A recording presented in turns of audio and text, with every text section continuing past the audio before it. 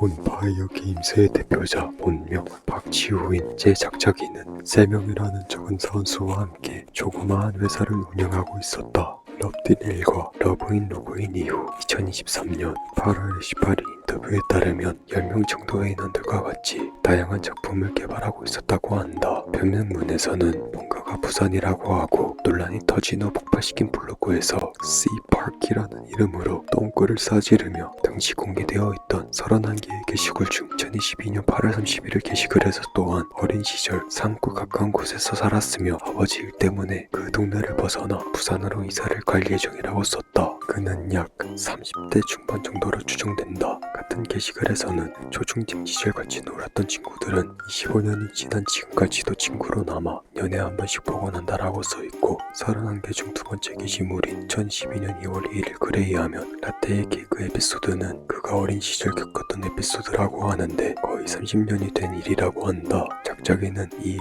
때문에 아직까지도 생일을 챙기지 않는다고 한다. 작자기는 여러 개의 자부심의 소유자이다. 공개되어 있던 31개의 글 중 첫 글에서 그는 모든 매체에서 패션 찐따가 범람하던 시기였는데 볼 때마다 불만이 있었다. 그래서 진짜 찐따의 에피소드와 얘기를 담아보고 싶었다. 이 부분을 정말 리얼하게 다룰 수 있을 것 같다고 설명했고 그 후 22년 3월, 12월 게시글에서는 각각 게임 부심과 게임 오프 미팅 부심을 부리는데 31개의 게시물에서 일부러 보여주려는 건지 정말 숨길 수 없는 찐따스러움이 많이 보인다. 나중에 모험에서 따로 알아보자. 구독해줘라. 논란이 터진 날 2023년 크리스마스 게시글에선 나는 정말 인터넷 1세대부터 인방을 봐왔고 MCN이라는 단어가 생기기도 전부터 이쪽과 매우 깊게 관련된 일을 몇 년간 했었다. 지금도 꽤 많은 실제 시인들이 유명한 BJ, 유튜버, 스트리머이기도 하다며 무엇보다 인방 부심 부리는 사람들은 믿고 걸을 하는 말을 증명해 주었다. 31개의 게시글 중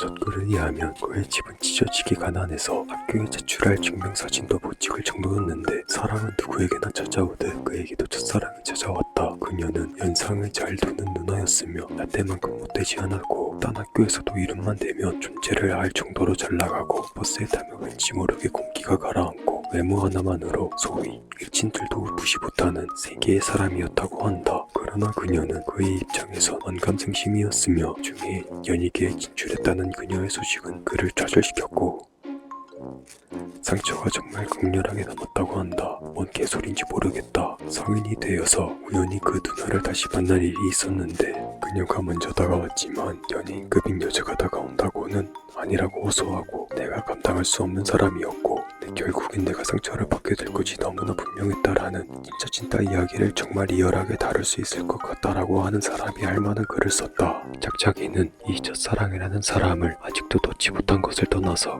음흉하게 변질시켜 간직하고 있는 듯하다. 지 혼자서 신나서 실화기 RPF 소설의 이게 기한 허우 하면서 쓴 글인 앞서 언급된 2022년 8월 31일 글 첫 몇 문단에선 25년이 지났어도 친구와 만난다 어쩌고 저쩌고 하면서 실화인 양 쓴 글을 요약하자면 클래스가 다른 이 누나와 어떨결에 자주 놀게 됐고 어느 날은 친구 집에서 여러 명이서 놀다가 잠들게 되었다. 잠자리가 없어서 누나가 옆에 자리를 만들어줬는데 부끄러워서 살살 깨는 것을 반복했는데 누나가 가까이 온 것 같아서 누나의 숨결을 느껴보고 싶다는 생각이 들어서 누나의 숨결이 내 입술에 또렷이 닿을 때까지 다가갔고 확실하게 느낄 수 있었다. 누나의 숨소리가 아까보다 조금씩 빨라지고 있음을 이라며 쓴 글이다. 2022년 12월 4일 두 개의 글 중 첫 글에 의하면 첫사랑을 투영한 라떼를 닮은 비스크돌의 마린이 하얀 액체와 상호작용 주겐 이미지의 베개 인형을 자신의 여자친구라며 갖고 있다는 게시글을 공유하였다. 생계, 연예인 이미지에 자신이 좋아하는 인방 분야까지 겹친 죄로 딴 유명인도 라떼와 연관되어 언급되며 희롱됐다. 그 후로는 부산 출신까지 겹친 죄로 LC가 대상이 됐다고 본다. 가장 음침한 부분으로 작자기는 19금 미연식 게임의 남주에 자신을 투영했다. 게시글들에 의하면 럽딜 때와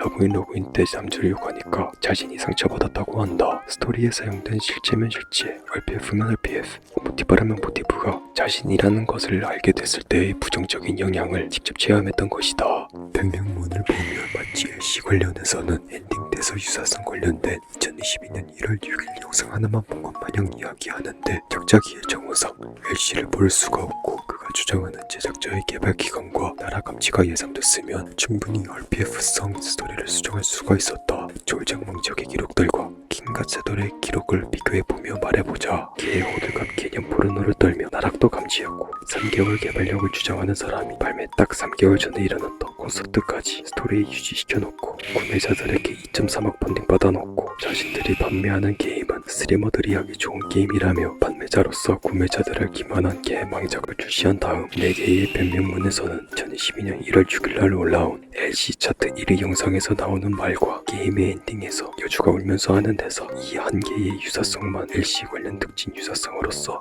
애써 인정하며 난 어쨌든 한 개는 미안하다고 했다, 이 정도면 됐겠지 라는 식으로 유튜버식 자숙을 하고 있는 것 같다.